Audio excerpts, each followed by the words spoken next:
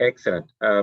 Welcome, everyone. Thank you for taking out time on a Sunday to talk about a really, really exciting initiative, social startup called Teach the World Foundation. And I'm thrilled to be to just have the opportunity of talking to Shafiq and Imran Sayeed, the co-founders of Teach the World Foundation. I'll kick it off with maybe just a brief introduction of myself, and then I would like Shafiq Saab and Imran to tell you a little more about themselves. Most relevant to this conversation, I've been in the technology industry for close to about 25 years. Most relevant to this particular conversation is that I started up and led Microsoft's tech ed practice across the Middle East and Africa. So the things that Shafiq Saab and Imran are doing through Teach the World Foundation are exactly the kind of things that we talked about and said, wouldn't it be great one day if somebody were to do this?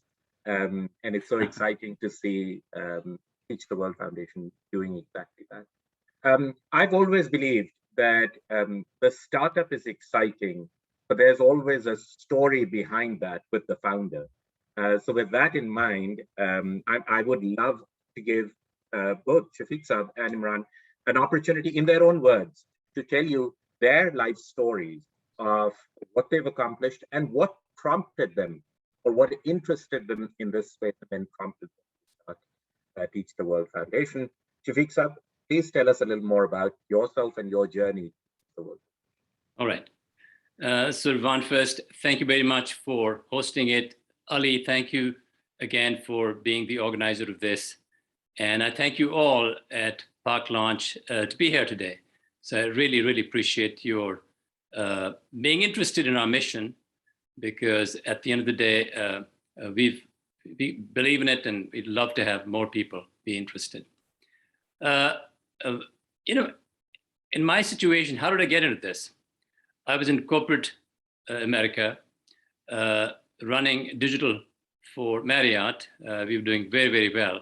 So how do you get into this?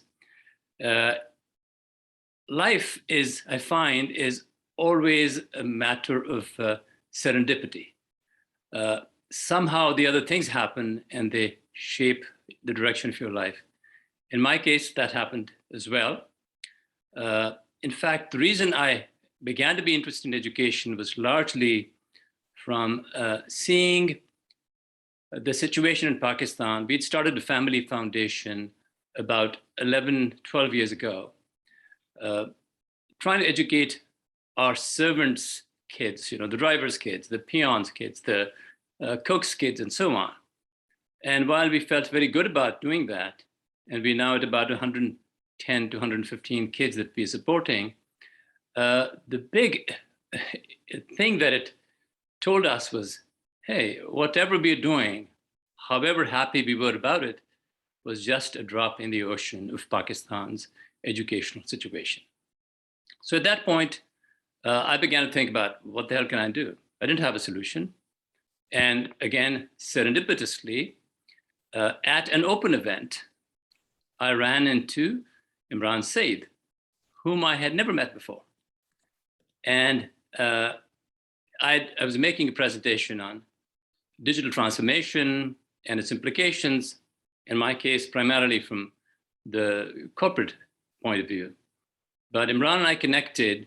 He invited me to his class at MIT, to talk to his class at MIT. I did that. And from that point on, we connected. And we connected multiple levels. I was interested in education. He was interested in education. He was doing something there already. I was just thinking about it. And at that time, one of the things that Imran had going at NTT was this really unique practice on gamification. And Imran and I actually ended up talking about that. And we, at Marriott, I actually hired Imran's team to do a gamification project for us, to introduce a brand that Marriott has that nobody knows about. But it was the strongest brand from an intent to recommend basis, but people didn't know about it. By the way, it's the Renaissance brand. Many of you probably still don't know it. But Imran did that project, and it ended up being the best marketing project that the Renaissance brand had ever done. And so that sort of said, oh, there's this opportunity to educate using games. And one thing led to the other. We started talking, and before we knew it, we had our Teach the World model, which is primarily based on educational games for little kids in environments where you have, largely no access. And in my case, because of my digital transformation background, the one thing that it does do is, you develop a hell of a lot of confidence that if anything works even slightly well today, it's going to be significantly better. In my own experience, I was privileged to have launched online booking and e-ticketing long before they were actually state of the art. And we ended up, the confidence that you get from launching e-ticketing for 5% of the population at United Airlines, and now having be a global product, online booking, which nobody had done before. We did that at United. The benefit was we were at the largest airline in the world, so whatever we did actually got copied very quickly. That became a huge benefit. But all of that sort of translated into, yes, there's this big problem of access to education in the world. The 2 out of 7 people in the world are functionally illiterate. Can we do something about it? And that's where Imran and I connected. We both sort of timed our departures 5 years ago to be the same time. I left my job, he left his, and here we are. Awesome. Thank you very much, Shafiq sir. Imran, your journey has been very, very different. You've led professional services teams. You teach at the MIT. You teach entrepreneurship at the MIT. How did you get interested in Teach the World Foundation? Tell us a little more about your journey. Sure, no, absolutely. And first of all, again, thank you for hosting us, and wonderful to see everyone on this call. So I started my journey in the professional world as a serial entrepreneur. I started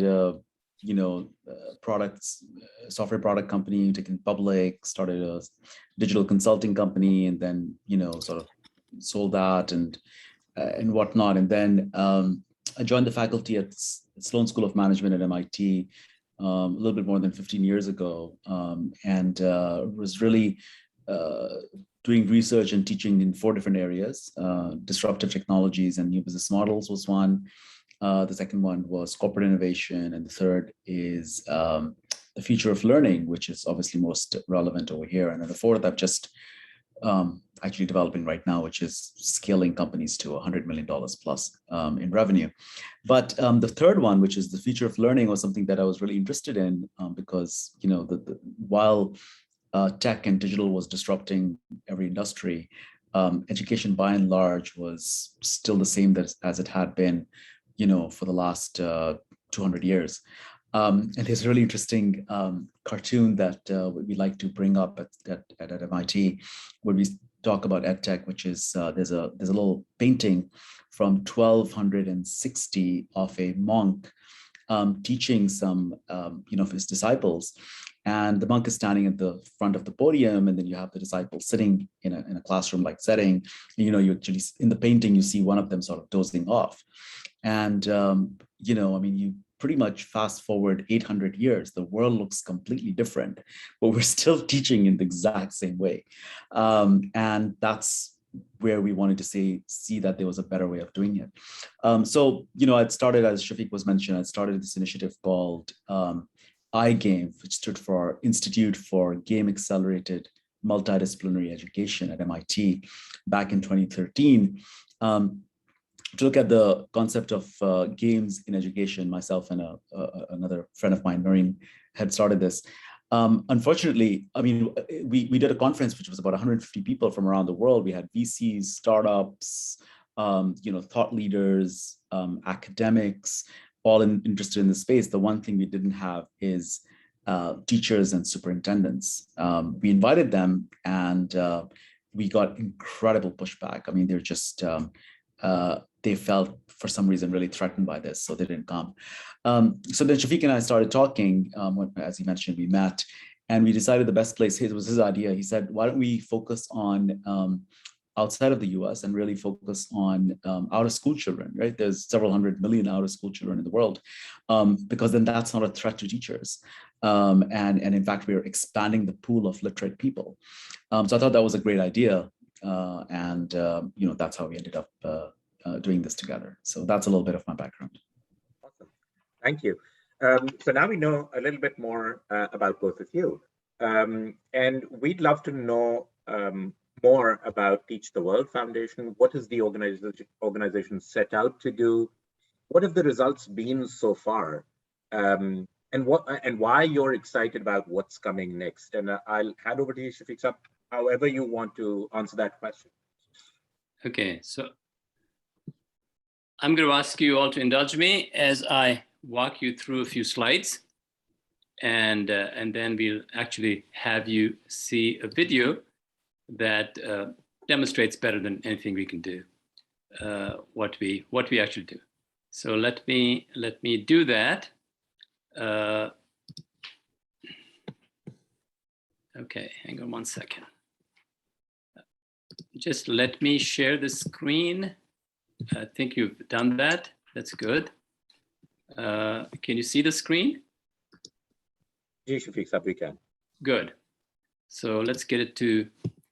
So very simply, we are basically a US-based nonprofit based in Washington, DC, and very ambitiously, we are addressing the world's literacy crisis. I've already talked about the fact that 2 out of 7 people are not functionally literate, which is very different from the literacy stats you generally see, which are always exaggerated, and they're there to make the government of the country look good. The biggest hit for this illiteracy is in the developing world. Key issues are access, quality, and accountability. And we believe that traditional models can't solve it, and we'll talk more about that. So our mission is to address this issue by creating new models of education. Leveraging digital, that's our background, and we do believe that there's this revolution occurring. As Imran just said, it's a revolution that somehow seems to have missed education. So Pakistan has a huge crisis.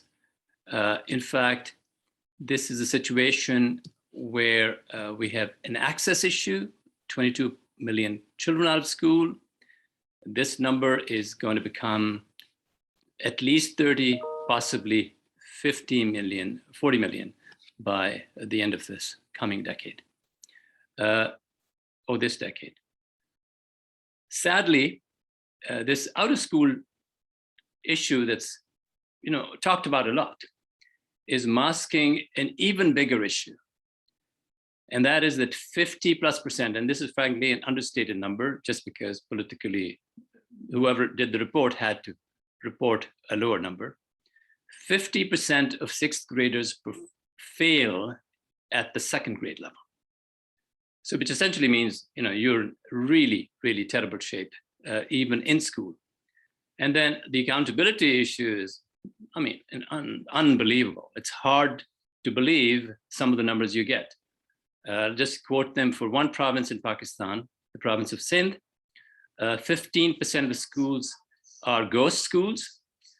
30% of the teachers are ghost teachers. And when you hear about ghost school, it doesn't mean there's not money being spent on them. It means it's basically money being spent going into some politicians' pockets. And the teacher situation is the same. Pakistan also happens to be one of the few developing countries, sadly, whose literacy rate has dropped in the last few years. It was 61 in 2014, 58 in 2018, and I don't know what the current number is. But again, a very sad situation. Here's the real picture that actually is, to me, is the saddest. Just take a look. Sri Lanka, India, Bangladesh, Pakistan. In 1971, which is the year Bangladesh became independent, we were all, in fact, Pakistan and Sri Lanka were at the top. Bangladesh was after that, significantly better than India even. India was at the bottom. And now let's look at our situation. Literacy for us, 40-point differential with Sri Lanka, 70-20 with India. And as you can see, it completely translates into GDP per capita. And again, I'm not saying that education is the only determinant of economic productivity or GDP, but almost everybody understands that it is a very, very important determinant, if not the most important. So that's the situation. Now, our belief is that even if you had funding, your traditional approaches aren't going to work. So just Pakistan, 500,000 teachers would take 20 years to produce. We would need to build schools, 12 schools every single day for 20 years to close the shortage, which is about 80,000 schools. So given all that, I mean, it's almost like there's nothing you can do about this in the traditional mode, and it's not going to happen. Which basically to us said, let's find a solution. And that's where Imran and I, we struggled for a bit to say, what's the solution? And we think we've found one that can be very, very powerful. And it's essentially leveraging our backgrounds in digital learning. Digital learning we'll talk about that a little more and we'll show it to you. We also believe that they're very rapidly scalable models. So the problem isn't just the solution, the issue is time. Scaling is an imperative because the stats clearly tell you if somebody's 5 years old and isn't going to school, there's a 90+% chance or a 50% plus chance they're never going to go to school. If they're 10 years old and haven't gone to school, there's almost 100% chance they'll be illiterate. So those are all things you have to think about. And that's what we are focusing on. The concept we have, to some degree, we've already talked about it. It's online learning is our concept, digital learning. Tablets are what we deliver the learning on. They're the most user-friendly devices ever invented. In my book, Jobs is, however he might be otherwise, but in terms of the benefits he provided the world, it should be canonized because these are the most user-friendly devices ever, and they will actually, for education, play a phenomenal role, which we are already seeing post-COVID now. And this gamification aspect, for us, gamification is the secret sauce. I mean, even if you had teachers, games actually create a level of engagement that you're not going to see anywhere else. Just doesn't happen. We all know that ourselves, right? I can't run a mile without getting bored, but I can play an hour and a half of squash and sweat the hell out of it and kill myself doing that. And that's the games. So I think for us, that's a key thing. We are, again, I'll explain this a little bit. We're focused on functional literacy. So we're trying to make sure that the most life-changing thing for a person happens, which is learning to read, learning to write, learning to do basic math. And we do it with education software. Our learning is managed by very low-skilled facilitators that we show you soon. And as I said, our key imperative is to scale.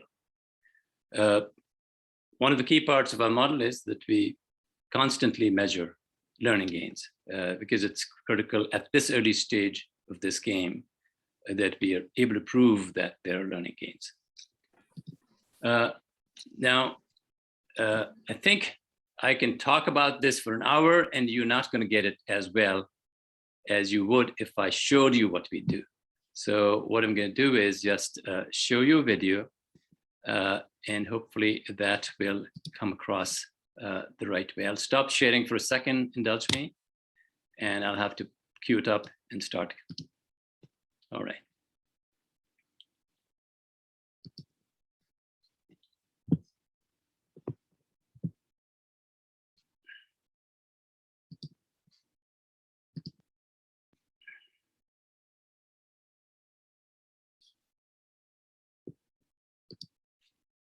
All right. Can you see this? And can you hear it? The digital revolution that we're living in is actually affecting entire swaths of enterprise and business and our lives. The one part they have not done much with, where there's tremendous potential, is education.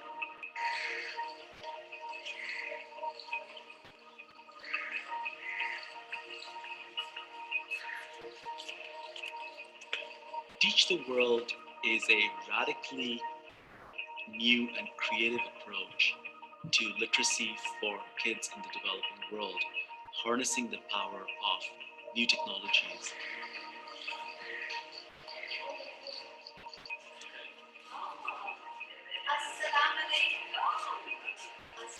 Our concept is actually fairly simple. Every Teach the World child that we are educating gets their own tablet, and it is delivered in a format that is gamified so that it is engaging and so that it motivates the child to make their best effort. Moves them from zero to a state that ideally is as close to, if not ahead of, where they would be in a traditional environment. So one of the first things we decided we would do is to create our own evidence that this concept works. We went to a community in a depressed area of Karachi, recruited 22 children who meet the United Nations definition of out-of-school kids. These are kids who have never been to school ever. Had them come into a classroom. Day one, started to teach them on tablets.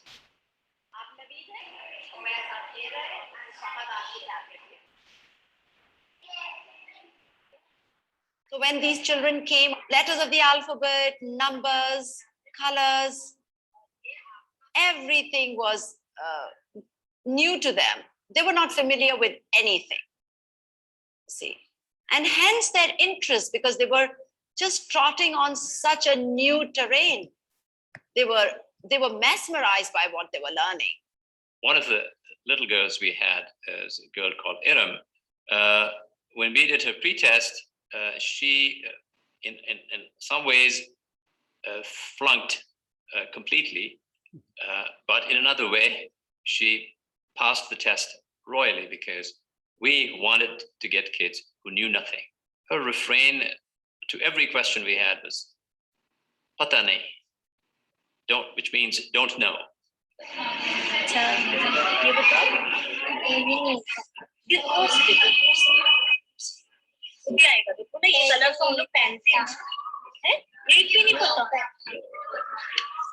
Little Iram was speaking only her native language, so she would only enjoy the music initially.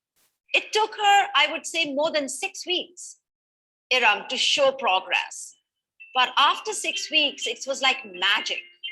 She started to tell me numbers. She started to sing nursery rhymes. It was just like one day. I heard somebody singing aloud, and that was Iram. When these kids came in, they had no level of reading or writing. And 3 months later, 100% of them are reading and writing the entire English alphabet. They're doing counting, they're doing basic math. Some of our administrators are amazed that they haven't seen this level of transformation of kids, even in some of the most elite schools in the country. It proved the concept for us that having the latest technology combined with an environment where kids are incented to learn, combined with an engaging mechanism that keeps their attention, becomes a very, very powerful catalyst for radical immediate transformation.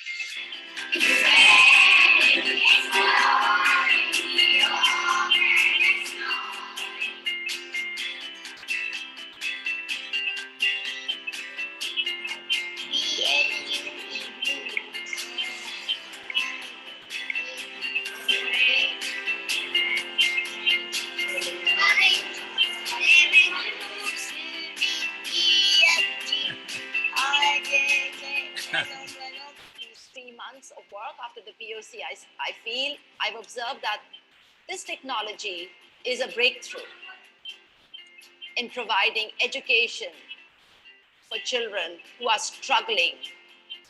They were taught only how to open and shut the tablet. That was the only teaching, believe me, that was done. I'm just observing, and I'm here to facilitate and have a look at the children, how they're learning on the go. Technology is just not as intimidating for kids, we see. And this point about giving life to things for kids is especially powerful, that they can make things happen in this medium, and unlike they can in lots of other environments. Games, more than anything else, are an incredible medium for engagement. They create this sort of irresistible learning environments that you want to keep returning to.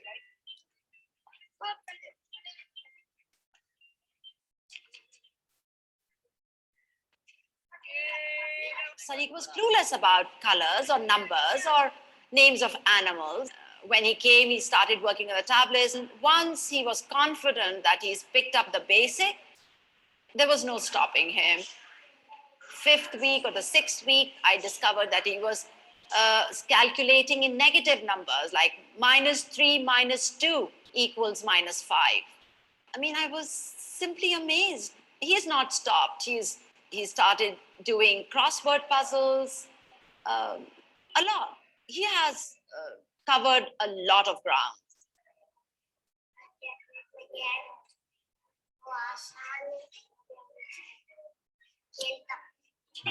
After 3 months of working in this classroom with 23 children, with our tablets and the apps, today I'm a big believer of this technology-based learning, that it can deliver, it will deliver. My children have achieved great height. In 3 months, they've accomplished surprisingly well.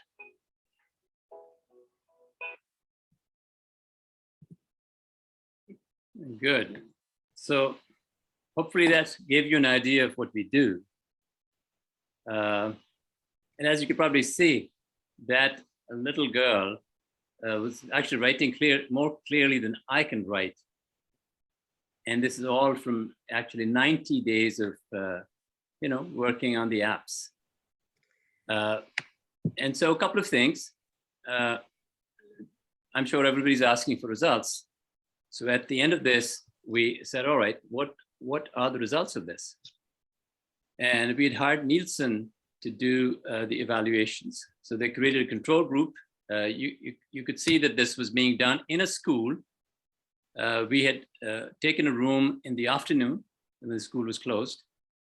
And Nielsen did a control group with the school downstairs, a pre-test same day as for the digital children, a post-test 90 days later, again, the same gap. And when they first reported the results, I thought they transposed the numbers, because the digital kids were outperforming the kids in the traditional class by 2 to 2.5%, 2.5 times, right? Right. So basically, our scores were 2 to 2.5 times higher. Which on the one hand, very gratifying, but on the other hand, also that was what pointed us to the fact that the problem isn't just our school children. Even in school, part of the reason why the results were so good were we have very poor instruction in school. And all of a sudden, the problem that we were thinking about solving, which was the 22 million people problem, became a 50 plus million children problem. And by the way, this is the same issue everywhere. So right now we operate in 3 countries. We have 16 deployments, actually a little more than that now with some of the smartphone deployments. And the 3 countries are Pakistan, Bangladesh, and Malawi, Africa. Each of them have the same situation. Bangladesh is very good in terms of having made a really wonderful commitment to education and to digital also now. But at the same time, the issues that they were talking about, or people are talking about in Bangladesh, are similar in terms of quality in everything but the elite schools. In Malawi, I mean, everything's, in fact, it's one of the poorest countries in the world, so the problems are magnified manifold. So that's pretty much, our story right now. One of the questions you'd asked was, where do we want to go? So we've basically, over the last 5 years, figured out that our applications have to be different for different environments. So for the out-of-school environment, we now have a very, in my view, very promising product. It is micro schools. And from a single room with a single person facilitator, who happens to be invariably a mom. Moms are very good managers. We do 25 kids times 3 or 5, right? So 75 to 125 kids from a single room with 25 tablets, and we're able to educate at a very small cost, a very large number of children in a setting where otherwise you wouldn't have a school. You wouldn't be able to build a school. It would take you years to build a school. The other product we have right now is our in-school program, where we essentially partner with big players who already have scale. So right now our biggest partner is CARE Foundation, which has about 300,000 children overall. TCF has been a partner with us too. TCF has more schools, but smaller numbers, 225,000 children. And then we have partners in other countries that are similar. So in Bangladesh, we have OBAT helpers. We are actually in conversations with their really wonderful digital learning program, or digital program overall, the Digital Bangladesh program, which Imran's classmate from Brown runs. It's called A to I, which is access to information. Education is a big part of it. And in Malawi, again, it's a very early stage and very limited, but that's where we are. Shafiq, thank you so much. The video does tell such an amazing story. I get goosebumps every time I see the trajectory of the kids. I see a number of questions there, and maybe I'd like Imran to answer that. Imran, we spoke about, or you mentioned, teach entrepreneurship at MIT, and I'm sure each and every one of your students, you tell them to think about how will you scale your startup, how will you take to millions. So we're convinced that it brings about change in the individual. How are you thinking about scaling this up so that it can touch millions of lives? Imran, I think you're still muted. Okay. Yes, absolutely. Sorry, I've been busy answering a lot of the questions that are coming up in chat. It's a very lively chat, which is wonderful to see everyone so engaged. So I think I've been, while Shafiq has been talking and the video playing, I've been answering a ton of questions. So please keep the questions coming. Thank you for all of your interest. I think specifically to the question of scale that you're asking, Rizwan, the thing about our program is that when we started it, designed it from scratch to scale, right? which is very different from a lot of the other programs that are out there that are, mashallah, very good quality and have shown excellent results, but they have inherent limitations, whether it's, finding teachers, finding schools, building schools, finding, supervisory staff, all of those sorts of things, right? Whereas the model that we have is, we literally, the kids spend 2 hours a day playing these games, and the results are, like I said, 2 times better than kids spending a whole day in a classroom. One tablet can be shared by 5 kids. So it inherently allows scalability. Tablets themselves are dramatically coming down in price almost every day. And we also have a smartphone program that we've launched about a year ago that has been incredibly useful, that we'll talk more about later. That's been incredibly useful during the pandemic when, for example, all schools have been shut for the last 1.5 years in Bangladesh. And in fact, are the only teaching that's happening is our kids who are, going through the smartphone program. Similarly, in Pakistan, where every few weeks there's a lockdown and schools close, then they open up again and they close again, our smartphone program continues. So the point is that, through a combination of the way that we work the games, the amount of time we spend on them, the lack of having teachers, the ability to deploy this on smartphones, we've built this to be able to, scale to millions of kids. And inshallah, that's the aspiration. Thank you. Excellent. We could talk for hours, but I'm conscious of time limitation. I think the last comment that I'd like to get from both of you, I'm sure the entrepreneurs that you coach, you tell them always be ready with an ask. Come into the meeting with an ask already clear in your mind. What is the ask that you would have of the audience today? Sure. Shafiq, you want to please go ahead? Yes. Well, let's start with the macro ask, right? And really the ask is, this is our world. This is our mission. While sure, we've started this, the fact is that the big ask is, please make it your mission as well.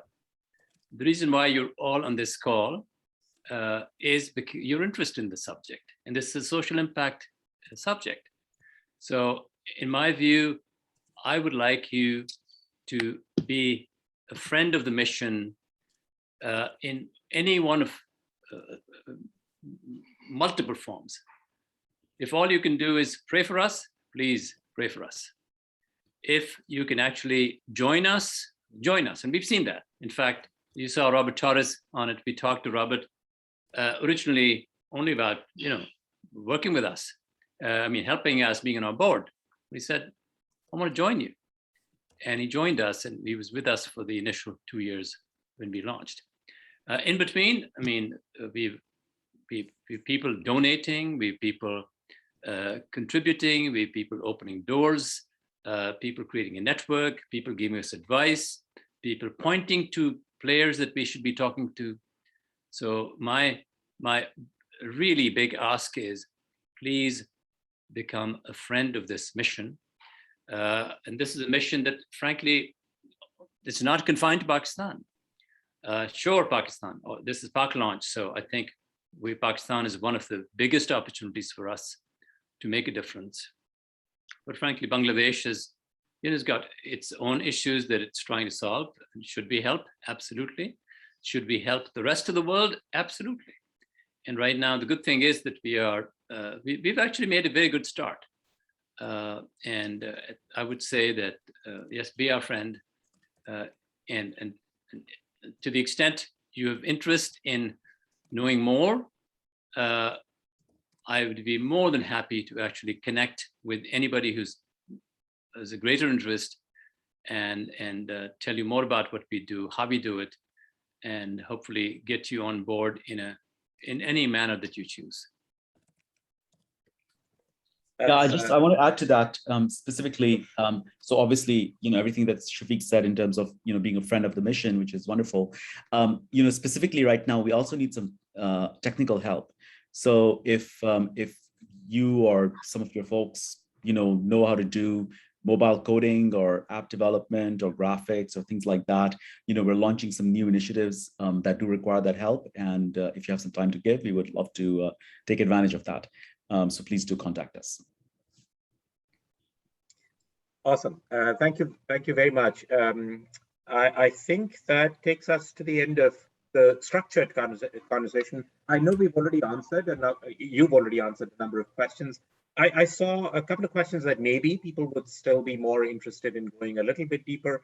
Right at the outset, Imran Zulkarnain asked the question of, I mean, in essence, how are you different? There are so many initiatives that are happening in Pakistan, as you said, amazing initiatives.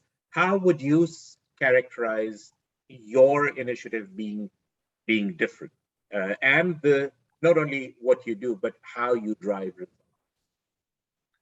Yeah, I'm going to ask our MIT professor, Mr. Imran Sayeed, to answer that. He'll answer that much better than I will. No, I mean, so as I said in the earlier response, Rizwan, was on the scale thing is really, I think that's the difference. But like I said, mashallah, there's a lot of initiatives both in Pakistan and around the world that are focusing on education, and they've done really good work. But to move the needle, right? I mean, when we're talking 22 million out-of-school children in Pakistan, and then 50% of the kids in school not able to work at their level.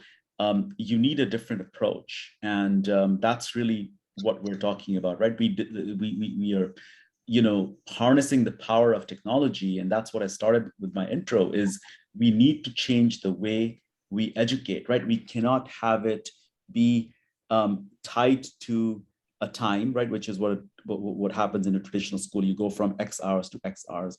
We cannot have it tied to a place, which is, again, a traditional classroom. You go to a physical classroom, and you cannot have it tied to an individual, which is the teacher, right? The advantage of games on a tablet or a smartphone is that you can, play those games anywhere, anytime, and with anyone involved, right? So it removes all of those barriers, and most importantly, it's what we call personalized and adaptive. It adapts to the specific strengths and weaknesses of that one individual, and either slows or speeds up progress, right? So if a kid is doing really well in addition, you'll be able to bypass, do that very quickly and focus on where his or her weak spots might be, which might be, subtraction or division or whatnot. And same thing in the English space. So those are some of the amazing, things that you can do with this program. And like I said, 5 years of pretty rigorous, independent results have sort of proven that. So, that's what we're excited about in terms of moving forward. Yeah, the only thing. Go ahead, Shafiq sir. No, the only thing I'd add here is also, the thing is, I think all of you here, right? I mean, you guys are here. Everybody here is here because they've interest in entrepreneurship, interest in innovation. I'm assuming that, and interest in social impact. So when you look at where we are, so one of the things you're going to hear often is, oh, well, technology doesn't work, or this doesn't work, that doesn't work. In fact, the reality is quite the opposite. In 1903, when the first flight took off, 90% of the comments were negative. It was like, oh, this plane only carried one person. Oh, it's made of cloth. It only went 1,000 feet. But I think that's one of the things all of us have to remember.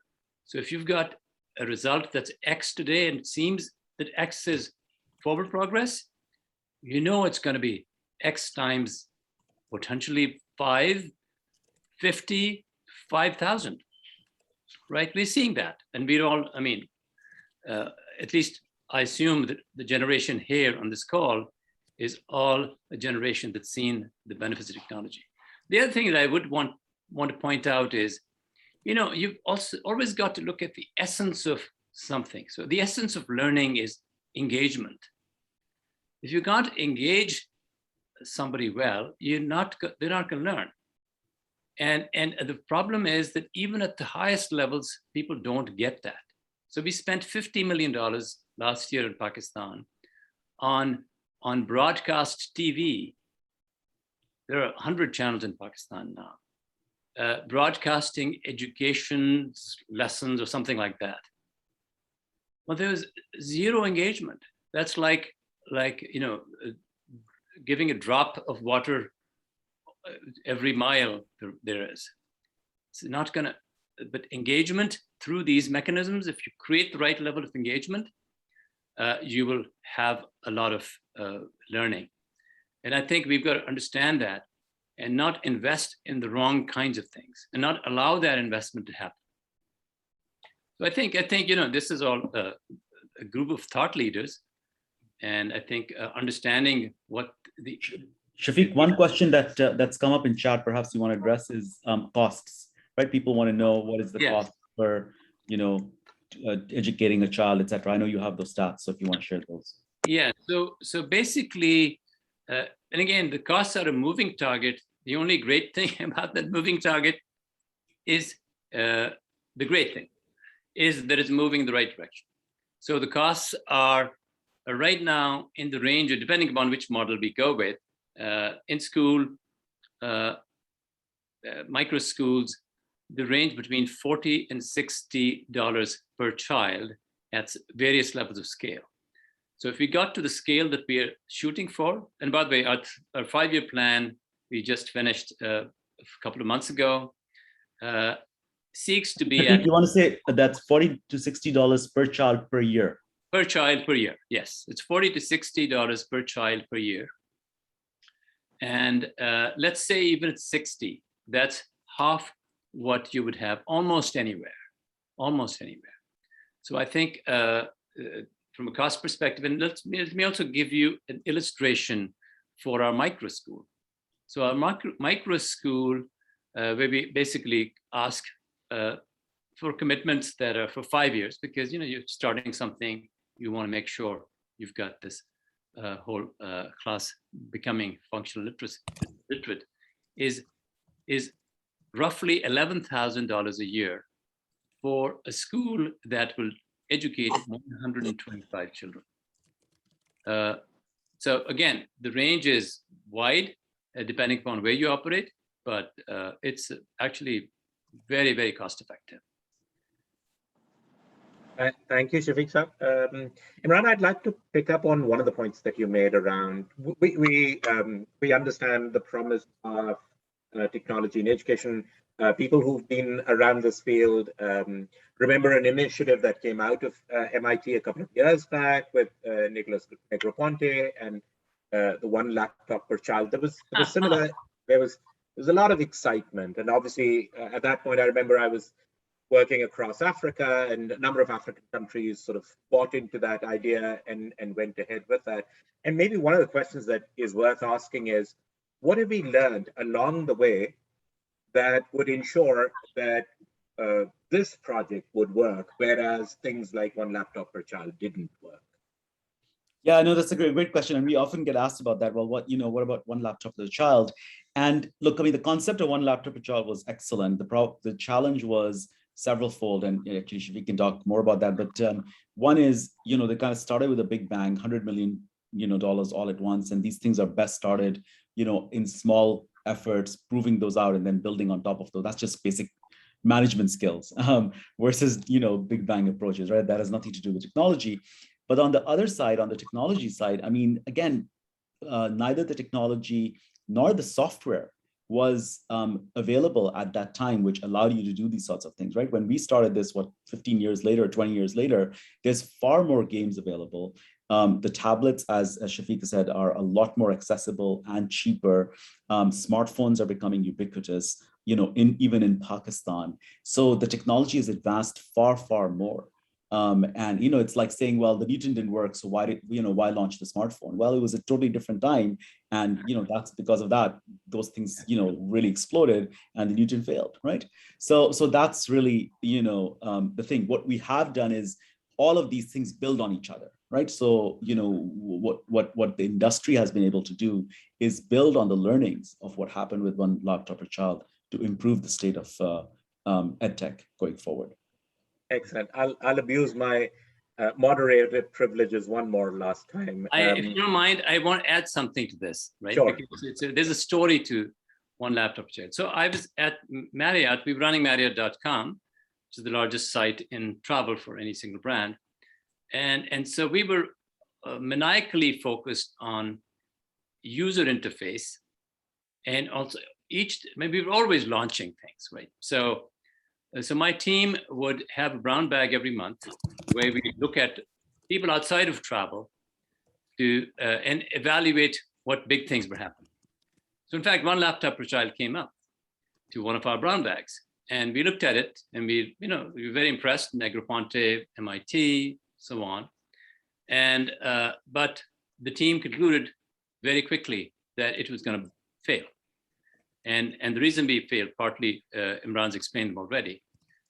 We believed that use absolutely key. In this case, we were talking about children being given a laptop, which is not easy, with an interface that had been very crudely put together that was barely usable. Versus now what we have, which is, I mean, my 2-year-old grandchild calls me on FaceTime. You know, she knows how to work it. So the usability of this was huge. And as Imran talked about big bangs, I mean, we have a mantra, which is think big, but start small. So test it, test and fail. I mean, fail fast is another variation on that theme. And then move on to do it in a fashion where it will likely to work. So I think those are two very significant reasons for why OLPC failed, and it's thrown in our face all the time, and we've basically explained why.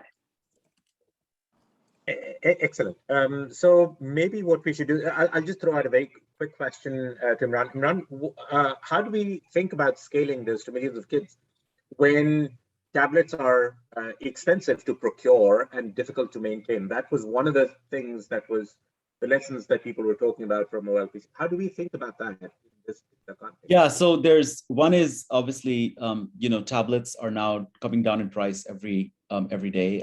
They're already down to $50, and when you build them at scale, it becomes even cheaper. The other thing is, you have to look at it not just from the cost of the tablet, but the overall cost, right? I mean, when we're at $60 per child per year, getting down to $40 or even less, then the cost to educate a child per year with quality, with accountability, rivals anything available anywhere else in the world in terms of ROI that you can stand up, right? So I mean, when you look at it from that perspective, the cost is minimal. And in fact, what you're doing is you're advancing the technology, and finding more uses of it, while obviously putting it to such a fundamental use, which is to improve literacy. So I think there's two aspects to it. Like I said, technology is getting better, but already the overall ROI is very, very compelling. Awesome. Let's do this. Let's take maybe two more questions. I'm conscious of time. Let's take two questions from the questions that are coming in. So I really like this idea or this question, the last question that is come in, which is how do you evaluate progress? The question is, how is the grading system? But how are you measuring progress? How are you measuring achievement? Just give us a little bit more insight. Go ahead, Shafiq. Yeah. So basically, when we look at results, we actually, again, do it against a control group. We have experts now. Initially, we had Nielsen, but Nielsen was not an education consulting company. It's a brand everybody knew. So set up the mechanism, right? They set up the mechanics of how do you measure progress, and then how do you compare progress. After that, we've been moving to specialist companies. At this point, we actually have SERP, which is one of the top names in educational, not just education, economic research in the country, in Pakistan. Wonderful organization. They actually measure our learning gains. Now, let me also just add that this is a new game, and as a result, a lot of things aren't measured. In our case, right now, the focus has been on learning gains. But learning isn't the only thing that's happening.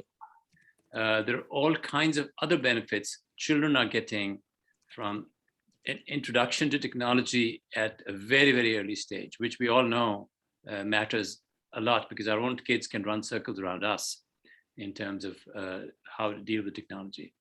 The self-confidence it's building in children because they're learning themselves. I love the comment by Dr. Nasiruddin Mahmood, which is beautiful because basically to me, that's it's the value that you're providing by getting children to get in the mode of teaching themselves versus being pushed learning by someone else is immense.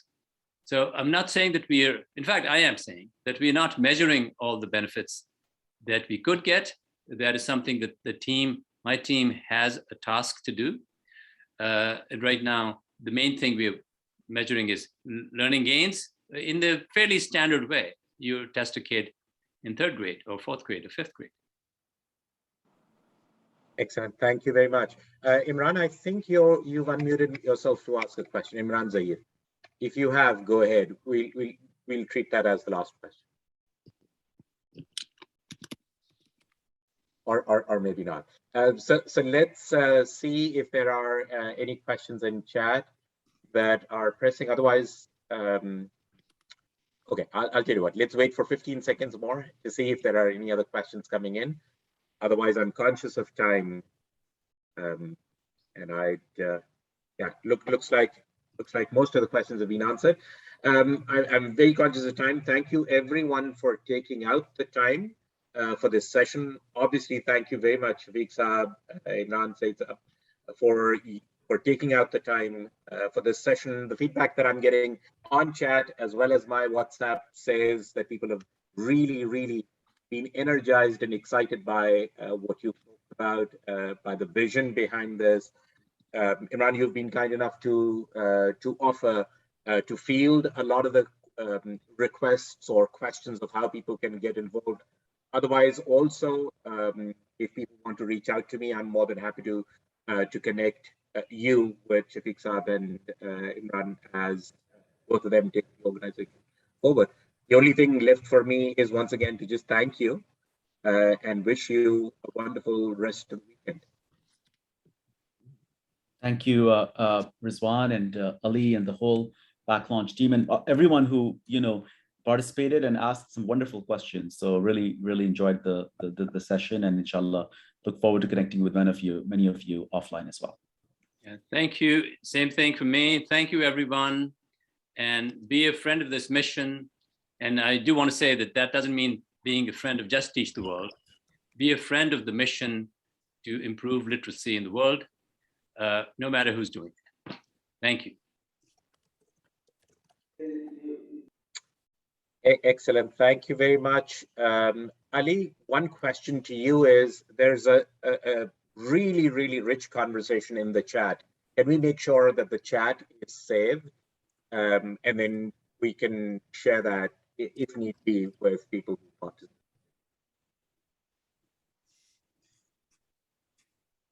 Sounds great. Wonderful. Thank you, everyone. Well, thank you. Thank you. Wonderful program. God bless you. Okay, bye-bye.